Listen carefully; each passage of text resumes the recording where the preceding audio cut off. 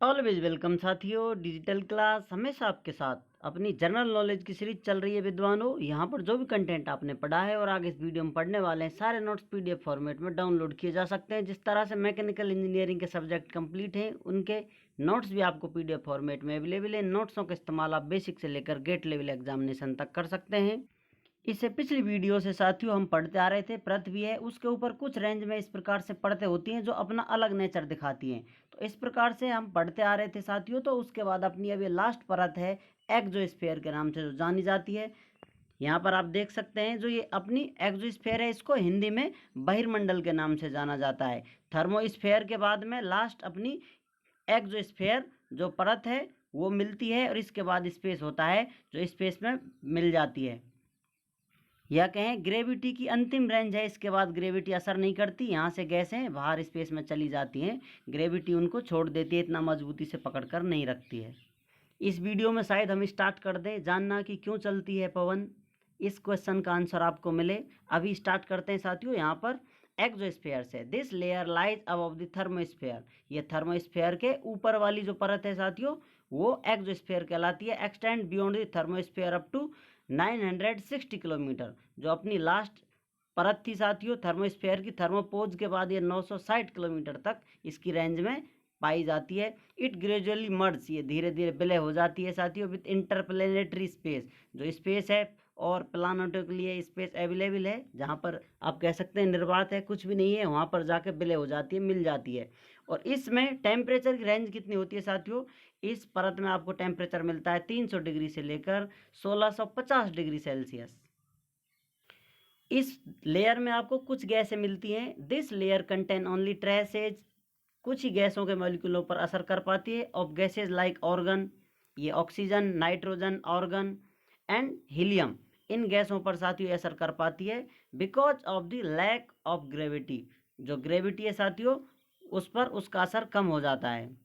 तो इस प्रकार यहाँ पर ग्रेविटी बहुत कम हो जाती है, तो गैस के मॉलिक्यूलों पर ग्रेविटी का असर कम हो जाता है, तो वो स्केप हो जाते हैं, इजीली आसानी से स्पेस में चले जाते हैं, पलायन कर जाते हैं पृथ्वी के एटमॉस्फेयर को। अब जानते हैं साथियों एक टर्म के बारे में जिसको इंसोलेशन के नाम से जानते हैं। इंसोलेशन, जिसे हिंदी में सूर्याघात कहेंगे। जैसा कि हम जानते हैं साथियों सन से लाइट आती है, पृथ्वी बहुत छोटा हिस्सा है तो बहुत सारी लाइट बहकर चली जाती है, इस प्रकार फ्लो कर जाती है, लेकिन कुछ ही बहुत छोटा सा अमाउंट होता है जो पृथ्वी पर टकराता है या पृथ्वी उसका अवरोध करती है, जो हमें हीट एब्जॉर्ब मिलती है या हीट मिलती है सूर्य की किरणों से। वो इस अमाउंट का बहुत ही छोटा सा हिस्सा होता है, उसको ही हम सूर्यघात कहते हैं, जो पृथ्वी पर आकर पड़ता है, हमें प्राप्त होता है। The incoming solar radiation, solar radiation आता है साथियों जो कि विकिरण होती है, सूर्य की किरणें होती हैं। एनर्जी इंसर्ट, जो एनर्जी है साथियों इंटरसेप्टेड, अवरोध, जो एनर्जी अवरोध की जाती है, जो फ्लो हो रही है साथियों पृथ्वी जिसे रोक लेती है, उस एनर्जी को ही इंसोलेशन या सूर्यघात कहा जाता है, is known as insolation and it is received in the form of short wave. जो ये है साथियों हमको प्राप्त होती है एनर्जी, ये शॉर्ट वेव में प्राप्त होती है, छोटी तरंगों के रूप में। अतः साधारण शब्दों में कह सकते हैं जो रेडिएशन आता है सोलर सिस्टम से वो वेव के शॉर्ट वेव के रूप में आता है साथियों, उसी को सूर्याघात के नाम से जाना जाता है, इंसोलेशन के नाम से जाना जाता है। अब जानते हैं साथियों टेरेस्ट्रियल रेडिएशन के बारे में, पृथ्वी का विकिरण। जैसा साथियों आपने देखा था सन रेडिएशन देता रहता है साथियों, तो इसी प्रकार अब पृथ्वी किस प्रकार से रेडिएशन देती है, किस प्रकार से रेडिएट करती है तरंगों को, किरणों को। द सन्स एनर्जी एब्जॉर्ब, जो पृथ्वी सूर्य की एनर्जी एब्जॉर्ब करती है बाय द अर्थ सरफेस, जो पृथ्वी के सरफेस के द्वारा सूर्य की किरणें एनर्जी एब्जॉर्ब की जाती हैं, उसको ही वापस रेडिएट कर देती है साथियों, वापस छोड़ देती है। When radiated out into space is called terrestrial radiation. जो आपको रेडिएशन प्राप्त हो रहा था सन से पृथ्वी पर, अब इसी को जितना इसे चाहिए उतना रखेगी साथियों, ज़्यादा अमाउंट में बहकर बाहर चला जाएगा, तो इस प्रकार से इसे भी रेडिएट कर देती है। तो यही टेरेस्ट्रियल रेडिएशन पृथ्वी का विकिरण कहलाता है।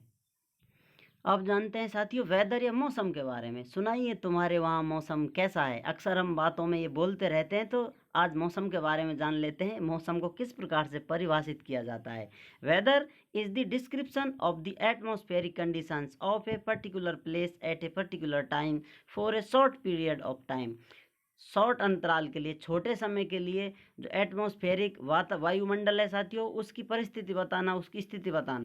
किसी विशेष जगह पर किसी विशेष समय के लिए, जैसे आज का मौसम कैसा है, कल का कैसा होगा, कुछ घंटों में मौसम बदल जाता है, वहाँ की वातावरण की, वायुमंडल की कंडीशन कैसी है, कुछ गर्मी है, सर्दी है, बरसाती मौसम है, किस प्रकार का मौसम है, वही हम बताते हैं साथियों। वो कंडीशन जो बता रहे हैं, टेम्परेचर कैसा है, तो यही सब वेदर, मौसम कहलाता है। वेदर शॉर्ट टाइम के लिए किसी स्पेशल जगह पर परिभाषित किया जाता है। अब जानते हैं साथियों इससे रिलेटेड क्लाइमेट, जलवायु क्या होती है, जो आबो हवा, तुम्हारे वहाँ की आबो हवा क्या है, कैसा मौसम है, ये सब वो सिंपल से वर्ड हैं। तो क्लाइमेट जान लेते हैं। क्लाइमेट को हिंदी में जलवायु कहते हैं, इसी को आबो हवा कहते हैं। लेकिन वेदर बहुत शॉर्ट टाइम के लिए आप बता सकते हैं, लेकिन क्लाइमेट आपको लंबे पीरियड ऑफ टाइम के लिए बताना होता है कि वहाँ पर कैसा मौसम रहेगा, कैसा नहीं रहेगा। जैसा रेगिस्तान है तो वहाँ का क्लाइमेट ऐसा है कि वहाँ पर धूल ही धूल है, पानी नहीं है। या फिर आप कहें कहीं ऐसी जगह है जहाँ पर हरियाली रहती है, बारिश होती रहती है, मानसून चलते रहते हैं, तो वहाँ का क्लाइमेट कैसा है। या फिर वो कौन सा फॉरेस्ट है, रेन फॉरेस्ट है। इस प्रकार से ये क्लाइमेट परिभाषित किया जाता है।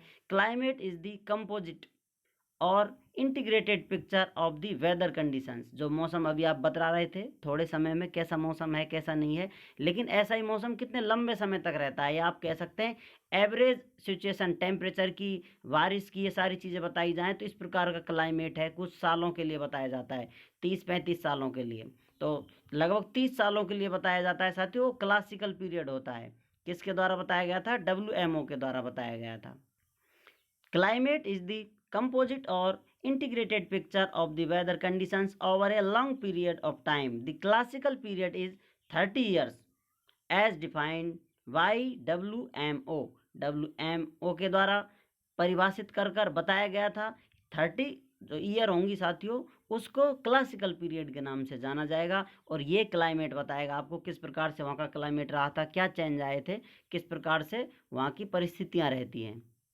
तो अब आप समझ चुके होंगे साथियों क्लाइमेट और वेदर में क्या अंतर होता है। वेदर शॉर्ट टर्म के लिए इस्तेमाल किया जाता है, शॉर्ट टाइम के लिए इस्तेमाल किया जाता है। और क्लाइमेट बहुत लंबे समय के लिए, लगभग 30-35 साल के लिए, या फिर एक लंबे अरसे के लिए, जहाँ तक कुछ बदलाव ना हो जाए, कुछ नई चीज़ ना आ जाए, या कुछ पुरानी चीज़ चली ना जाए, कुछ इस प्रकार की कंडीशन है। या फिर इसी प्रकार की स्टेटस कितने दिन तक बनी रहती है, ये सब समझाने के लिए क्लाइमेट का इस्तेमाल किया जाता है। अब जान लेते हैं साथियों वायुमंडलीय दबाव या वायुमंडलीय दाब, एटमॉस्फेरिक प्रेशर क्या होता है। जो प्रेशर आप फील करते हैं साथियों पृथ्वी की सतह पर, जिसमें हम सांसें ले पा रहे हैं, ये प्रेशर बहुत ज़्यादा हो जाए तो फेफड़े फट सकते हैं, आपके अंदर हवा का दबाव इतना तेज़ हो सकता है। लेकिन ये सब बैलेंस है, और इतने इसी क्लाइमेट पर, इसी वेदर पर हम अपना जीवन जी रहे हैं आसानी से, ये सब कुछ सेट चल रहा है। तो यही प्रेशर अपना एटमॉस्फेरिक प्रेशर है। Atmospheric pressure is the pressure at any point on the surface of the earth due to the weight of the column of air above that point।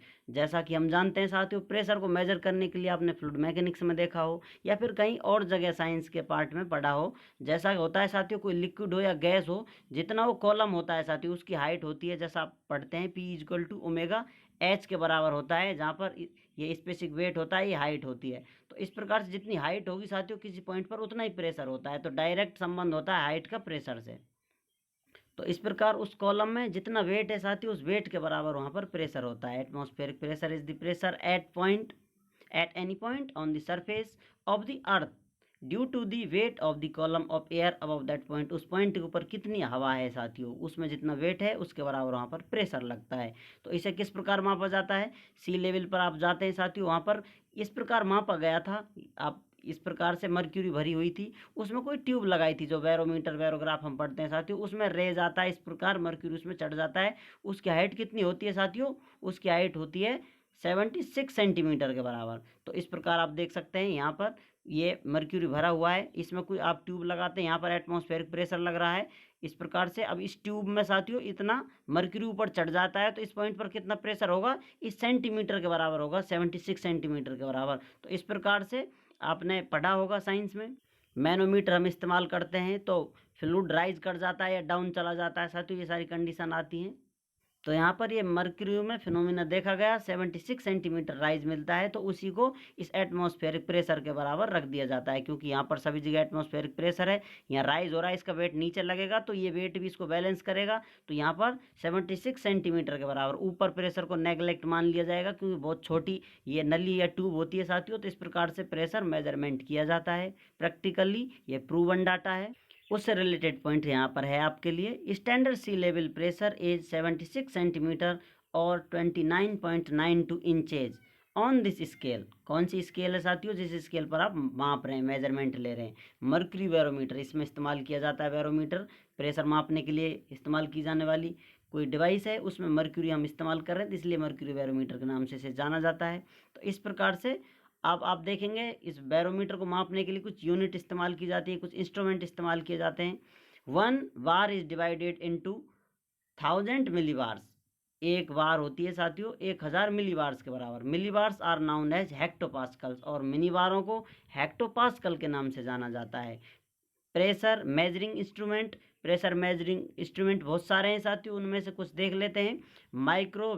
वेरियोग्राफ, ये एक अपनी डिवाइस है साथियों, इंस्ट्रूमेंट है। दूसरा आप देख सकते हैं मर्क्यूरियल, या आप कहें 14 वेरोमीटर। इस प्रकार से इस्तेमाल की जाने वाली इंस्ट्रूमेंट या डिवाइस हैं जो प्रेशर को माप कर हमें बताती हैं कहाँ पर कितना प्रेशर है। इस प्रकार से हम प्रेशर माप लेते हैं।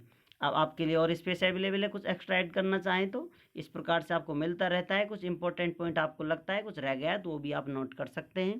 अब तक हम एटमॉस्फेयर पढ़ते आ रहे थे, अब जानेंगे साथियों इससे अगली वीडियो में वाइंड्स के बारे में। इसी प्रकार से हम कवर करते चल रहे हैं साथियों। सीरीज अपनी आप एंजॉय करते रहें, एक के बाद एक टॉपिक रिलेटेड है एक दूसरे से और आपको अच्छे समझ में आए, इसलिए सीरीज बनी हुई है, एक के बाद एक पॉइंट आपको आता रहेगा।